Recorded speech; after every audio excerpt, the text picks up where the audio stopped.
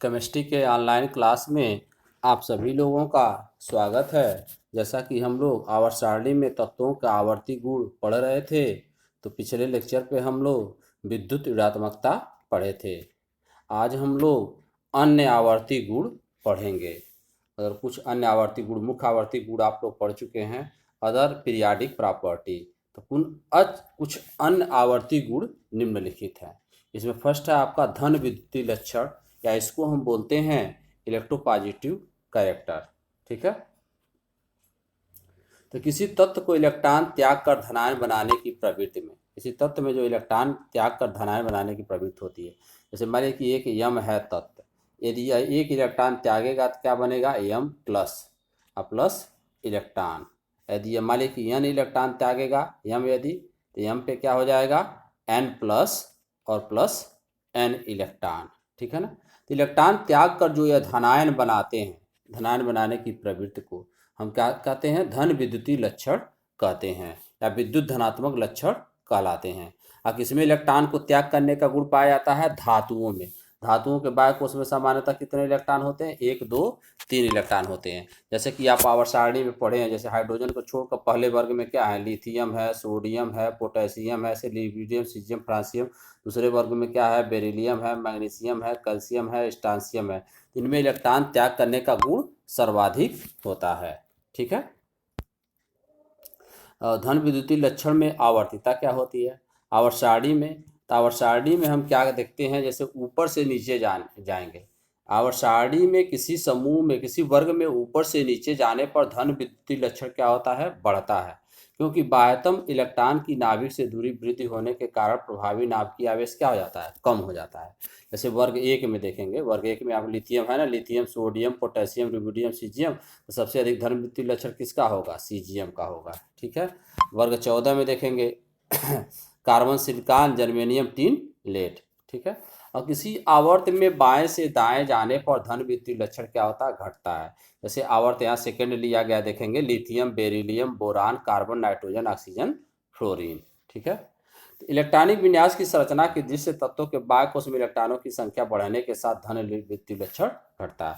मतलब बाह्य कोश में दिए कि इलेक्ट्रॉन है तो वो धन विद्युतीय लक्षण अधिक होगा, 2 है तो उससे थोड़ा कम होगा, 3 है तो उससे थोड़ा कम होगा, 4 यदि धन विद्युतीय से बाह्य कोश में इलेक्ट्रॉनों की संख्या जैसे जैसे बढ़ती जाएगी, उसका धन विद्युतीय लक्षण क्या होता जाएगा, घटता जाएगा। ठीक है। तो किसी भी आवर्त सारणी में देखेंगे, हम बता चुके हैं आपको, वर्ग में ऊपर से नीचे जाते हैं तो धन विद्युतीय लक्षण यहाँ वर्ग में ऊपर से नीचे जाने पर बढ़ता है, और किसी आवर्त में बाएं से दाएं जाने पर क्या होता है, वह धन विद्युतीय लक्षण घटता है। ठीक है। अब आ जाइए ऋण विद्युतीय लक्षण या विद्युत ऋणात्मक लक्षण। तो किसी तत्व की इलेक्ट्रॉन ग्रहण करके, कोई तत्व जैसे मान लीजिए कि यक्स है, यदि वह एक इलेक्ट्रॉन ग्रहण कर ले और वह आसानी से ऋणायन बनाए, जितना ही आसानी से वह ऋणायन बनाएगा, तो कौन इलेक्ट्रॉन ग्रहण करेगा, जिसका अष्टक पूरा होने वाला होगा। मतलब जिसके इलेक्ट्रॉन बाह्य कोश में इलेक्ट्रॉनों की संख्या जैसे मान लीजिए 7 है, तो आसानी से वह एक इलेक्ट्रॉन ग्रहण कर लेगा तो क्या होगा, 8 होगा। तो 6 होगा तो यह 2 इलेक्ट्रॉन ग्रहण करेगा, तो कौन आसानी से ग्रहण करेगा, जिसमें 7 इलेक्ट्रॉन होगा। तो 7 इलेक्ट्रॉन किसमें होता है, वर्ग 17वें में, वर्ग 17वें में फ्लोरीन, क्लोरीन, ब्रोमीन, आयोडीन और स्टेटिन। तो विद्युत ऋणात्मक लक्षण क्या होता है, किसी भी तत्व के इलेक्ट्रॉन ग्रहण करके ऋणायन में परिवर्तित होने की प्रवृत्ति, किसी तत्व में इलेक्ट्रॉन ग्रहण करके ऋणायन में परिवर्तित होने की प्रवृत्ति उसका विद्युत ऋण विद्युतीय लक्षण कहलाती है। यह विद्युत ऋणात्मकता से भिन्न होती है। विद्युत ऋणात्मकता एक तुलनात्मक गुण है, जबकि विद्युत ऋणात्मक लक्षण केवल एक ही परमाणु के लिए प्रयुक्त होता है। ठीक है ना। विद्युत ऋणात्मकता नहीं है, ऋण विद्युतीय लक्षण है। तो ऋण विद्युतीय लक्षण में आवर्तिता जैसा बताया ना, जिसके बाह्य कोश में जितनी अधिक संख्या होगी, तो किसी वर्ग में ऊपर से नीचे जाने पर ऋण विद्युतीय लक्षण क्या होता है, घटता है। क्योंकि धन विद्युतीय लक्षण, जब एक लक्षण बढ़ेगा तो एक लक्षण क्या होगा, घटेगा। जैसे वर्ग देखेंगे इसमें फ्लोरीन, क्लोरीन, ब्रोमीन, आयोडीन, इसी आवर्त में बाएं से दाएं जाने पर क्या होता है, यह बढ़ता है। जैसे आवर्त यहाँ पे सेकंड लिया गया, आवर्त सेकंड के तत्व देखेंगे lithium, beryllium, boron, carbon, nitrogen, oxygen, fluorine, दिया गया ना। हाँ, यह इंपॉर्टेंट है। किसी आवर्त में हाइड्रोजन सर्वाधिक ऋण विद्युतीय है। हाइड्रोजन क्या है, सर्वाधिक ऋण विद्युतीय। और सबसे कम क्या होती है, क्षार धातुएं होती हैं, लिथियम, सोडियम, जैसे क्षार धातु के इस लाइन लिखा, लिथियम, सोडियम, पोटेशियम, रुबिडियम और सीजियम। फ्रांसियम रेडियो एक्टिव होता है, वह नहीं लिया जाता है। धात्विक और अधात्विक लक्षण भी वही चीज़ है। धात्विक लक्षण जो अधात्विक लक्षण जो ऊपर बताया गया एक तरह से वही है। धात्विक मतलब धन विद्युति, अधात्विक मतलब ऋण विद्युति। ठीक है, हाँ, आप इसको समझ सकते हैं, वही चीज़ें है इसमें, ठीक ना। तो तत्व के धात्विक और अधात्विक लक्षण निम्न प्रकार से क्या किया सकता है, दर्शाया जा सकता है। वे तत्व जो आसानी से धनायन बनाने की प्रवृत्ति रखते हैं, बताए ना, अर्थात वे धन विद्युति होते हैं। किसी धातु का धन विद्युति गुण जितना अधिक होता है उसका धात्विक लक्षण क्या होगा, उतना ही बढ़ेगा। ठीक है, तो प्रमाण क्रमांक आवर्त में प्रमाण क्रमांक बढ़ने के साथ या बाएं से दाएं जाने पर धात्विक लक्षण क्या होता है, घटता है। या धन विद्युतीय लक्षण घटता है या धात्विक लक्षण घटता है। जैसे यहाँ देखेंगे आवर्त 2 का दिया गया, लिथियम धात, बेरिलियम धात, बोरान उपधात, कार्बन अधात, अधात अधात अधात। ठीक है, किसी वर्ग में क्या होता है, ऊपर से नीचे जाने पर धात्विक लक्षण क्या होती है, क्रमशः बढ़ती है वर्ग में ऊपर से नीचे। जैसे lithium, sodium, potassium, rubidium, caesium में सबसे अधिक धात्विक लक्षण किसका होगा, सीजियम का होगा। वर्ग 17 में देखेंगे फ्लोरीन, क्लोरीन, ब्रोमीन, आयोडीन में सबसे अधिक किसका होगा, इसमें होगा। कौन सी धातुएं हैं, कौन अधातुएं हैं। हाइड्रोजन को छोड़कर यस ब्लॉक में, आपको पहले भी बता चुका हूँ, यस ब्लॉक में हाइड्रोजन होता है, लिथियम होता है ना, लिथियम, सोडियम, पोटेशियम, रुबिडियम, नीचे बेरिलियम, मैग्नीशियम, कैल्शियम। हाइड्रोजन को छोड़कर यस ब्लॉक में सभी तत्व धातुएं हैं। और साड़ी में डी और एफ ब्लॉक के सभी सभी तत्व धातुएं हैं। पी ब्लॉक में ही क्या होते हैं, धातु और अधातु। पी ब्लॉक ही ऐसा तत्व है जिसमें धातु भी पाया जाएगा, अधातु भी पाया जाएगा और उपधातु भी पाया जाएगा। पी ब्लॉक ही ऐसा है उसमें जिसमें धातु, अधातु और उपधातु तीनों तत्व क्या होते हैं, पाए जाते हैं पी ब्लॉक के तत्वों में। अधातु भी वही चीज़ हो गया आपको। वे तत्व होते हैं जो आसानी से ऋणायन बनाने की क्या कहते हैं, अधातु मतलब नॉन मेटल्स क्या होते हैं। वे तत्व होते हैं जो आसानी से ऋणायन बनाने की प्रवृत्ति रखते हैं। मतलब इलेक्ट्रॉन यक्ष है तो एक इलेक्ट्रॉन आसानी से ग्रहण कर, कौन आसानी से ग्रहण करेगा, जिसके बाएं कोष में एक इलेक्ट्रॉन होगा वो तो क्या करेगा। जैसे मान लीजिए सोडियम यदि देखेंगे तो सोडियम इलेक्ट्रॉन ग्रहण 2 8 एक होता है इलेक्ट्रॉनिक विन्यास, तो क्या करेगा, ये इलेक्ट्रॉन को त्यागना आसान है, इसके लिए 7 इलेक्ट्रॉन ग्रहण करना पड़ेगा। तो कौन इलेक्ट्रॉन ग्रहण करेगा, जिसके बाएं कोष में संख्या क्या होगी, अधिक होगी। ठीक है, यानी कि हम और साड़ी में हैलोजन प्रवर्तन ऋण विद्युत तत्व है। किसी वर्ग में ऊपर से नीचे जाने पर धात्विक लक्षण क्या होता है, घटता है। पी ब्लॉक में धातुएं दाईं ओर स्थित होती है। CS की धात्विकता अधिकतम होती है सबसे अधिक। I2 में धात्विक चमक पाई जाती हैं। ये चीज़ें उपधातु हैं, याद कर लेंगे, आप कहीं नोट कर लेंगे। सिलिकॉन, जर्मेनियम, आर्सेनिक, एंटीमनी और टेलुरियम ये उपधातुएं हैं, आप याद कर लेंगे, ये सब एग्जाम में आते हैं कभी कभी। निम्न में उपधातुएं या मेटलाइट्स बोलते हैं इंग्लिश में उसी को, मेटलाइट्स METALLOID, ठीक है, मेटलाइट्स भी बोलते हैं इनको। हाँ, अब आ जाएंगे आप धातुओं और अधातुओं की क्रियाशीलता। इसमें भी वही चीज़ है, जैसे सब एक ही चीज़ है। देखेंगे धन विद्युतीय लक्षण, ऋण विद्युतीय लक्षण, ऐसा ना।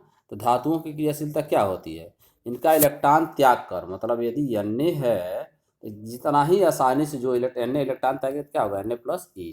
सबसे आसानी से इलेक्ट्रॉन कौन त्यागता है, सीजियम, ठीक ना, ठीक ना। इसीलिए देखते होंगे इलेक्ट्रॉन त्यागता है सीजियम की धातु की। क्या होता है, जो सोलर पैनल होते हैं, सोलर वाला देखें आप ना, सोलर जैसे पैनल, जो सोलर सीट होते हैं, सोलर सीट ऐसे जो होते हैं, उसमें क्या होता है, वह सीजियम धातु की ही बनी होती है। तो थोड़ा भी सूर्य का प्रकाश पाता है तो क्या करता है, वह आसानी से इलेक्ट्रॉन त्याग देता है। इलेक्ट्रॉन त्यागता उसी इलेक्ट्रॉन से क्या होती है, बैटरी चार्ज होती है, सोलर बैटरी। ठीक है, तो उनकी क्रियाशीलता उतनी अधिक होती है। वर्ग 1 के तत्व देखेंगे दिया उसमें, वर्ग 1 के तत्व क्षार धातुओं की क्रियाशीलता अधिकतम होती है। वर्ग में नीचे के जाने पर परमाणु आकार में वृद्धि के साथ क्रियाशीलता क्या होती है, बढ़ती है। ठीक है ना, क्षार धातुओं की क्रियाशीलता का क्रम अभी ऊपर बताया गया है। सब चीज़ें इसमें देखेंगे मिला जुला के एक ही है। और धातुओं की क्रियाशीलता भी वही है, देखेंगे। और धातुओं में क्या होता है, इलेक्ट्रॉन ग्रहण करके ऋणायन बनाने की प्रवृत्ति पर निर्भर करता है। जो जितना ही आसानी से इलेक्ट्रॉन ग्रहण करेगा उसकी क्रियाशीलता क्या होगी, उतना ही अधिक होगी। जैसे हैलोजनों में देखेंगे आप, हैलोजनों में किसकी क्रियाशीलता अधिक होगी, फ्लोरीन, क्लोरीन, ब्रोमीन।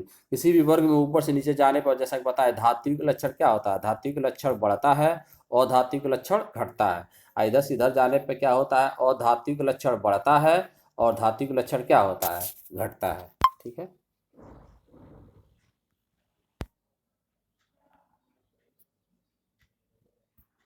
अब आ जाएंगे आप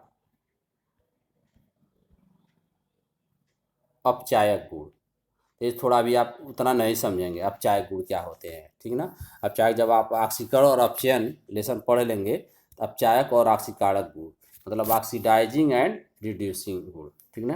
तो अपचायक मतलब क्या होता है, जो जितना ही आसानी से इलेक्ट्रॉन त्यागे, जो जितना ही आसानी से क्या होता है, इलेक्ट्रॉन त्यागे, ठीक ना, वो अपचायक होते हैं। मतलब धातुएं धातुएं क्या होती हैं, अपचायक गुण प्रदर्शित करेंगी, और अधातुएं कैसा गुण प्रदर्शित करेंगी, ऑक्सीकारक गुण। और धातुएं कैसा गुण प्रदर्शित करेंगी, ऑक्सीकारक। ये ध्यान देंगे आप। तो तत्व के जैसे देखेंगे इसमें, तत्वों के अपचायक और ऑक्सीकारक गुण क्रमशः उनके धन विद्युतीय और ऋण विद्युतीय गुणों पर निर्भर करते हैं। प्रबल धन विद्युतीय तत्व प्रबल अपचायक तथा प्रबल ऋण विद्युतीय तत्व प्रबल ऑक्सीकारक होते हैं। अतः किसी आवर्त में क्षार धातुएं प्रबल अपचायक और हैलोजन प्रबल क्या होती हैं, ऑक्सीकारक होती हैं। क्षार धातुएं आसानी से बाह्य कोश का एक इलेक्ट्रॉन यानी S1 होती है ना क्षार धातुओं का, जैसे लिथियम है, सोडियम है, पोटेशियम है, रुबिडियम है, सीजियम, फ्रांसियम, सबके बाह्य कोश में क्या होते हैं, इनका इलेक्ट्रॉनिक विन्यास NS1 होता है ना, आसानी से एक इलेक्ट्रॉन क्या करती हैं, त्याग देती हैं। तथा हाइड्रोजन के बाह्य कोश में 7 इलेक्ट्रॉन होते हैं। हाइड्रोजन, कोई भी हाइड्रोजन देखेंगे, हाइड्रोजन कौन होते हैं, फ्लोरीन, क्लोरीन, ब्रोमीन, आयोडीन। इनको हाइड्रोजन क्यों कहते हैं, आपको पीछे बता चुके हैं। हाइड्रोजन इसलिए कहते हैं क्योंकि ये सभी समुद्र से उत्पन्न होते हैं। हैलोजन, हैलोजन मीन्स बना हुआ है दो शब्दों से, एक हैलो और प्लस जन। हैलो मीन्स होता है सी, और जन मीन्स जनरेटेड। जो समुद्र से उत्पन्न होते हैं उन्हीं को हम क्या कहते हैं, हैलोजन कहते हैं, ठीक है। तो वो आसानी से इलेक्ट्रॉन ग्रहण कर सकती हैं, तो क्या होती है, प्रबल ऑक्सीकारक होती है। ध्यान देंगे आप, सबसे अधिकतम अपचायक क्षार धातुएं और सबसे प्रबलतम ऑक्सीकारक हैलोजन होती हैं। आवर्तिता जैसे देखेंगे, अधात्विक लक्षण बढ़ता है तो क्या बढ़ेगा, आवर्त में बाएं से दाएं जाने पर अपचायक क्षमता बढ़ेगी ना। अधात्विक जो अधातु होते हैं ऑक्सीकारक होते हैं, ऑक्सीकारक क्षमता क्या होगी, बढ़ेगी। आवर्त 3 में जैसे देखेंगे यह चीज़ है, इसकी अपचायक क्षमता अधिक होती है, इसकी अपचायक क्षमता कम होती है, ठीक है। अब वर्ग में नीचे से जाने पर वही चीज़ जैसे उल्टा हो जाएगा, केवल धातु और अधातु है, धातु अपचायक गुण प्रदर्शित करेंगे और अधातु क्या होंगे, ऑक्सीकारक गुण प्रदर्शित करेंगे। जैसे मान लीजिए कि यहाँ पे इसकी अपचायक क्षमता का क्रम यह है, बढ़ती अपचायक क्षमता, धातु गुण बढ़ता, सबसे अधिक आसानी से अपचायक कौन होगा, मतलब सीजियम क्या होगा, आसानी से इलेक्ट्रॉन को, सीजियम प्लस इलेक्ट्रॉन आसानी से इलेक्ट्रॉन को क्या करेगा, या त्याग देगा, ठीक ना। हैलोजनों की जैसे दिया गया है यह चीज़ें, हैलोजनों की घटती ऑक्सीकारक क्षमता का क्रम दिया गया है, ठीक है। अब आ जाएंगे आप संयोजकता में आ जाएंगे। संयोजकता क्या होती है, किसी यौगिक में तत्व की संयोजकता, किसी यौगिक में तत्व की संयोजकता उस यौगिक के निर्माण के द्वारा उस तत्व द्वारा प्राप्त किए गए अथवा त्यागे गए कुल इलेक्ट्रॉनों की संख्या के बराबर होती है। आवर्तिता क्या होती है, सामान्यतः किसी आवर्त में हम बाएं से दाईं ओर जाने पर, सामान्यतः किसी भी आवर्त में बाएं से दाईं ओर जाने पर ऑक्सीजन के सापेक्ष संयोजकता क्या होगी, क्रमशः 1 से लेकर 7 तक बढ़ती है। 1 से लेकर क्या होगी, 7 तक बढ़ेगी। जबकि हाइड्रोजन के सापेक्ष क्या होती है, पहले क्या होती है, वह 1 से 4 तक बढ़ती है और फिर घट के क्या हो जाती है, वह 1 हो जाती है। प्रत्येक वर्गों में पहले क्या होगी, 1 से 4 तक बढ़ेगी और फिर घट कर क्या हो जाएगी, 1 हो जाएगी। जैसे यहाँ पे देखेंगे दिया गया ऑक्सीजन के सापेक्ष संयोजकता, जैसे Na का देखेंगे, Na का ऑक्सीजन के सापेक्ष दिया गया ना, Na2 जैसे देखिए यहाँ पे, ठीक ना। ऑक्सीजन का Na का 1 है, बेरिलियम का 2, बोरान का 3, यही ना था। तो Na, beryllium, boron, carbon, nitrogen, nitrogen के बाद क्या हो जाएगा, यहाँ सल्फर दे दिया, सल्फर ऑक्सीजन तो होगा नहीं, सल्फर और फ्लोरीन। ऑक्सीजन के सापेक्ष क्या होती है संयोजकता, क्रमशः बढ़ती है 1 से 7 तक। और हाइड्रोजन के सापेक्ष देखेंगे, NaH 1 है, फिर BeH2 2 है, फिर BH3 3 है, फिर CH4 4 है, फिर NH3 3 है, फिर H2O 2 है, और फिर HCl क्या है, 1 है। हाइड्रोजन के सापेक्ष क्या हो जाएगी संयोजकता, इधर कम होती जाएगी, ठीक है, माइनस होगी, और उधर क्या होगी। और तत्वों की किसी वर्ग में सभी तत्वों की संयोजकता क्या होती है, समान होती है। जैसे मान लीजिए पहले वर्ग में है hydrogen, lithium, sodium, potassium, rubidium, इनकी समाप्त होगी, दूसरे वर्ग में समान होगी। ये चीज़ आप पहले से जानते हैं। अब आ जाइए आप रासायनिक गुणों में क्या होती है, आवर्तिता क्या होती है, ये सब आप आगे पढ़ेंगे भी, आगे आने वाले चैप्टरों में। भौतिक गुणों के समान ही तत्वों के रासायनिक गुणधर्मों में आवर्तिता पाई जाती है। ऐसे ही कुछ गुणधर्मों का संक्षिप्त विवरण नीचे दिया गया है। तो तत्वों के ऑक्साइडों की प्रकृति, तो एक चीज़ आप जानेंगे, आप एक चीज़ जानेंगे, धातुओं के ऑक्साइड, जो धातु होते हैं, धातुओं के ऑक्साइड क्या होते हैं, धातुओं के ऑक्साइड जो होते हैं वे क्षारीय होते हैं। वे कैसा गुण प्रदर्शित करेंगे? क्षारीय गुण प्रदर्शित करेंगे। और अधातुओं के ऑक्साइड जो होते हैं अम्लीय गुण प्रदर्शित करेंगे। और धातुओं के ऑक्साइड कैसे गुण प्रदर्शित करेंगे? अम्लीय गुण प्रदर्शित करेंगे। इसी ध्यान देंगे। तो ये जानते हैं आप आवर्त सारणी में बाएं से दाएं जाने पर अधात्विक लक्षण क्या होता है? अधात्विक लक्षण बढ़ता है, यानी कि अधात्विक लक्षण बढ़ेगा तो ऑक्साइड का क्या होगा? तब अम्लीय लक्षण क्या होगा? बढ़ेगा। और क्षारीय लक्षण क्या होगा? घटेगा। किसी वर्ग में जब हम ऊपर से नीचे आते हैं तो ऑक्साइड में, तो धात्विक लक्षण क्या होता है? बढ़ता है। और धात्विक लक्षण क्या होता है? घटता है। तो धात्विक लक्षण बढ़ने का मतलब क्षारीय लक्षण बढ़ेगा। ध्यान देंगे आप, धात्विक लक्षण बढ़ने का मतलब क्या लक्षण बढ़ेगा? क्षारीय। जैसा कि मैं बता चुका हूँ, अधातुओं के ऑक्साइड अम्लीय होंगे और धातुओं के ऑक्साइड क्या होंगे? क्षारीय होंगे। ठीक है, ये चीज में लिखा है। तत्वों का ऑक्सीजन के साथ बने द्विअंगी यौगिक, जैसे इसमें ये भी जाना है, तत्वों का ऑक्सीजन के साथ बने द्विअंगी बाइनरी कंपाउंड ऑक्साइड कहलाता है। जैसे सोडियम मान लीजिए ऑक्सीजन के साथ क्रिया करेगा तो क्या सूत्र बनाएगा? Na2O। बाइनरी यौगिक है ना, दो तत्वों से मिलकर बना है। हाँ? धातुओं के ऑक्साइड जल में डालने पर क्षारीय विलयन देते हैं तथा अधातुओं के ऑक्साइड जल में अम्लीय विलयन देते हैं। वर्ग में ऊपर से नीचे जाने पर धात्विक गुण बढ़ता है, अतः आवर्त में बाएं से दाएं जाने पर धात्विक गुण घटता है तथा परिणाम स्वरूप वर्ग में इनके ऑक्साइडों का क्षारीयता बढ़ती है तथा आवर्त में इनके ऑक्साइडों की अम्लीयता बढ़ती है। जैसे मैं ऊपर बताया हूँ सब धात्विक से ही है, ठीक है ना। कुछ तत्वों के ऑक्साइडों की प्रकृति नीचे यहाँ पे दी गई है, देखेंगे आप, नोट कर लेंगे। जैसे आवर्त 2 के देखेंगे दी गई है, आवर्त 2 के दी गई है ना। आवर्त 2 में Li2O क्षारीय, BeO उधर्मी, B2O3 दुर्बल अम्लीय, CO2 अम्लीय या प्रबल अम्लीय, आगे भी प्रबल अम्लीय होते हैं। आवर्त 3 में Na2O प्रबल क्षारीय, MgO क्षारीय, Al2O3 इसमें क्या है? उभयधर्मी और दुर्बल अम्लीय, SiO2 अम्लीय, प्रबल अम्लीय, प्रबल अम्लीय। उभयधर्मी मतलब जो क्या होगा, वो अम्ल का भी, पहले ही बता चुके हैं, वो अम्ल का भी गुण प्रदर्शित करेगा और क्षार का भी गुण क्या करेगा? वह प्रदर्शित करेगा। मतलब जो ऑक्साइड अम्लीय और क्षारीय दोनों को प्रदर्शित करेगा उसे हम उभयधर्मी गुण कहते हैं। यहाँ पर देखेंगे ऑक्साइडों की क्षारीयता लक्षण बढ़ने का कारण, जैसे वर्ग फर्स्ट है लिथियम है, सोडियम, पोटेशियम, रुबिडियम, सीजियम सबसे अधिक क्षारीय होगा। वर्ग सेकंड में सबसे अधिक क्षारीय बेरियम होगा। और 15 में सबसे अधिक क्षारीय क्या होगा? Si2O3 होगा। Nitrogen, phosphorus, arsenic, antimony, bismuth, यहाँ गलत दिया है, बिस्मथ होगा या Bi2 होगा। क्या होगा? Bi2O3 होगा, बिस्मथ होगा। ठीक है, गलत टाइप हुआ है यहाँ पे, ठीक है ना। ये चीज़ें हो जाएंगी। ऑक्साइडों के समझ में कुछ महत्वपूर्ण निम्न ये भी है, देखेंगे ये चीज़ आप जानेंगे आप।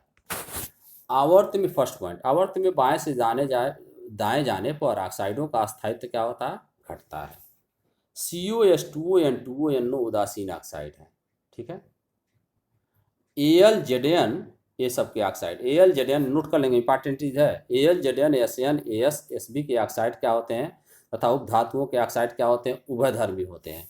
मतलब Al2O3, Sn2O3, ZnO, ठीक है ना, आप नोट कर लेंगे। As2O3, Sb2O3 नोट कर लें, इनके ऑक्साइड नोट कर लेंगे कॉपी में।